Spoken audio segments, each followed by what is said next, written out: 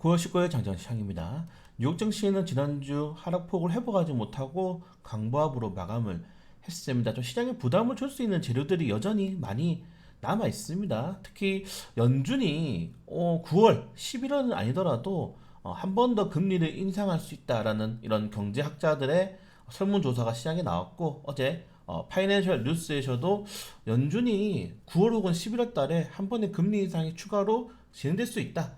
이걸 대비해서는 뭐 유가의 상승이라든가 인플레이션이 최근에 거의 뭐 3개월 내 연속 상승이 나왔기 때문에 거기에 대한 부담감들이 시장에 충분히 전이될 수 있다. 이런 이제 타당성을 가지고 얘기를 하는 건데, 일단은 뭐 9월은 동결이 거의 확정적이고요. 그렇기 때문에 11월에 만약 연준의 금리 인상이 추가적으로 나올 수 있을지, 이번 FMC에서의 파월 연준의장 발언이 더욱더 주목이 되고 있습니다. 이번 11월만 잘 넘기면은 이제 진짜 통화 정책은 끝났을 것 같은데, 일단은 뭐 시장에서는 부담감을 가지고 있다 이렇게 생각하시면 될 것 같고, 증시 외부적인 이슈도 사실은 부담이 큽니다. 어제 이제 TSMC 이슈로 인해서 국내 반도체 기업들이 큰 폭의 하락이 나왔는데, 오늘 다행스럽게 마이크론 테크놀로지가 반등에 성공했어요. 장중 2% 이상 상승이 나오기도 했는데, 마이크론 테크놀로지 같은 경우에는 반도체 수요에 대해서 추가적으로 상승할 가능성이 있다라고 하면서 지금 반도체 가격이 변동성이 좀 이제 바닥을 찍고 올라가고 있죠. 그렇기 때문에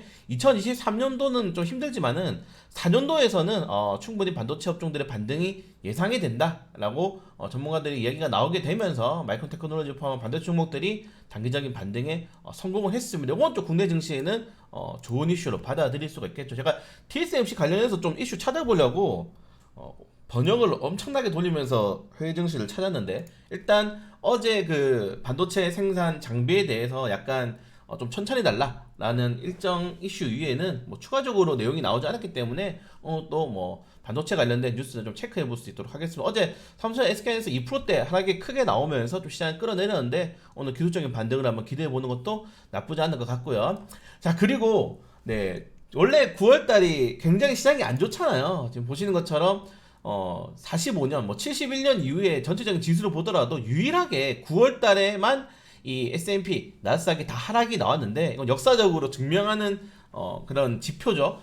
나왔는데, 여기 우리나라는 추석이 이번에 6거래일이 쉬죠. 6거래 한 6일이 쉬죠. 총 6일이 휴장인데, 그래서 이제 실제 연휴 징거스가 있냐 확인해 봤더니, 실제로 네, 연휴를 전에는 지수가 떨어진다고 합니다. 네. 연휴 전에는 지수가 이렇게 마이너스 0.43%, 코스닥은 마이너스 0.68% 하락한 다음에 연휴 후에는 그래도 상승이 나온다고 합니다. 2010년 이후 추석 연휴 전후 5거래일 동안에. 네, 그렇기 때문에 네, 힘들다. 이번 주까지는 이번 주가 아니죠. 추석 전까지는 FMC도 있고 지금 워낙에 지금 이슈가 많기 때문에 변동성이 예상이 되고, 뭐 그 이유는 당연하죠. 우리나라가 휴장하더라도 뉴욕 증시라든가 글로벌 증시는 계속적으로 돌아가기 때문에, 지난주만 하더라도 반도체 시장이 지수를 이끌었는데 월요일날 반도체 종목 2%대 하락 나오는 거 보면은, 이 우리가 알 수 없는 그런 불확실성이라는 게 주식시장에는 가장 큰 악재잖아요. 그런 것들을 덜기 위해서. 그리고 사실 추석 때 또 돈 많이 쓰잖아요.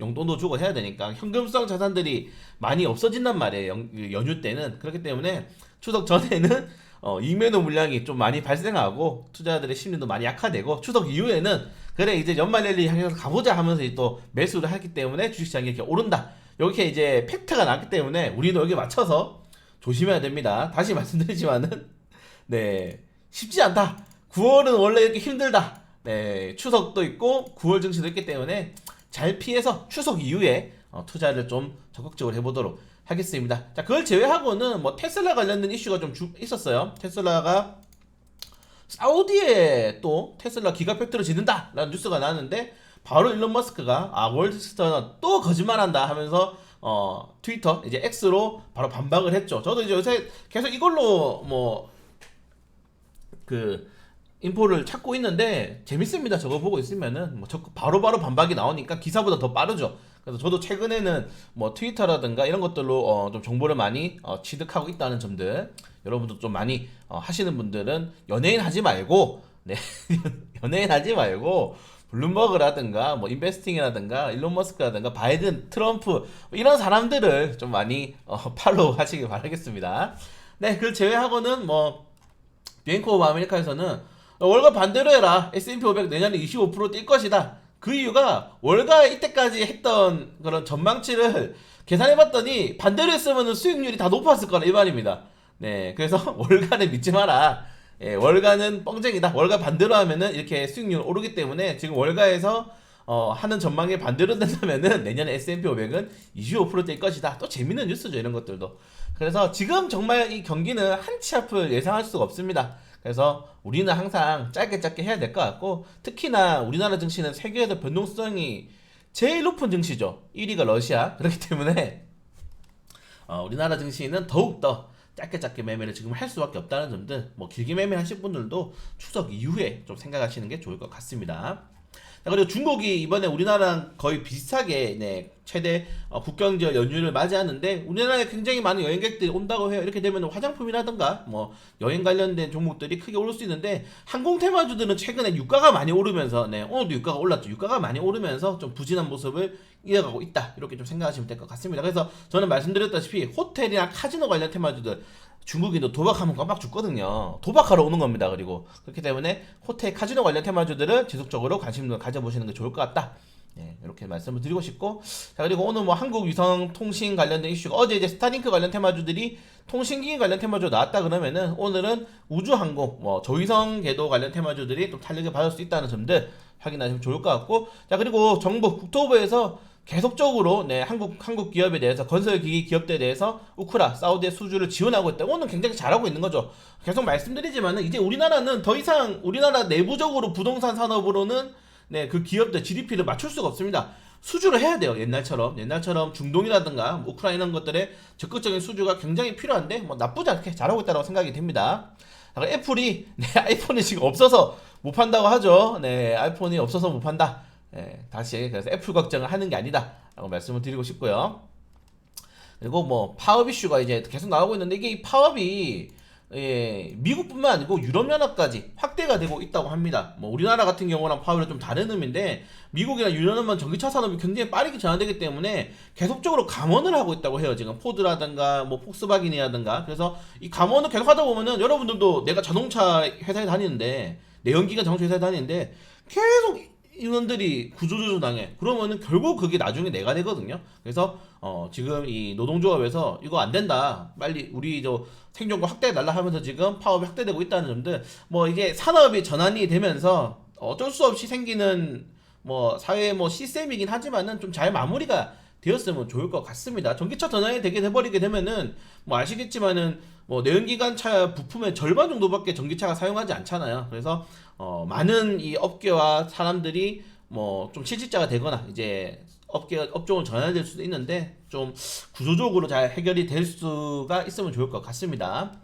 그리고 아까 말씀드린 것처럼 오늘 이제 저 궤도 위성만 검증에 나섰는데 이게 뭐 예탄 면제가 될 수도 있고 아니면은 실질적으로 검증을 좀 본격적으로 할 수도 있고, 저는 어제도 말씀드렸지만은 우리나라는 스타링크가 필요 없어요. 워낙에 국토가 좁기 때문에 5G, 6G 통신망으로도 충분한데 저는 이렇게 생각합니다.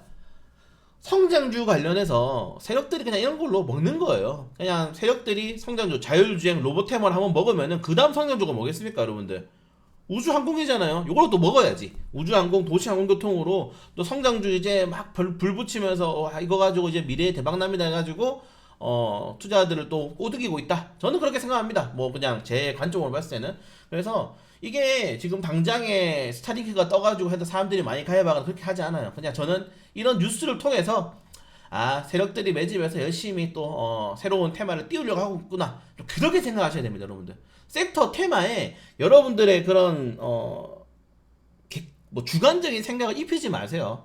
네, 그냥 다 세력, 이 주식 시장은 다 세력이 컨트롤하고 있는 거고, 그게 우리가 운 좋게 편승하면은 잘 먹는 거고, 편승하지 못하면 못 먹는 거 이렇게 생각하시면 될 것 같습니다. 최근에 계속 이런 우주항공 관련된 이슈가 많이 나오고 있더라고요. 사실은 스타링크 이슈도 굉장히 오래된 거였거든요. 근데 이게 갑자기 이슈가 나온 거 보니까 이제 자율주행 해먹었고 전기차 해먹었고 로봇 해먹었고 이제 우주항공으로 가는구나. 해먹으려고 저는 한 것밖에 생각이 안 됩니다. 관련 테마주들 좀 체크를 하시되 뭐 이런 것들이 폭발적으로 이제 뭐 상승하면서 1년 뒤, 2년 뒤에 스타링크가 떠다닌다. 절대 그러지 않습니다. 네. 다 테마주로만 접근하셔라. 이렇게 말씀을 드리고 싶고요. 오늘 개별적인 이슈들 하나씩 체크해 보시면 좋을 것 같습니다. 자, 그리고 오늘은 일정이 많아요. 네, 오늘 어제 공모청약 다 하셨나요? 네, 공모청약 하셔야 됩니다. 오늘 공모청약 4개나 있어요.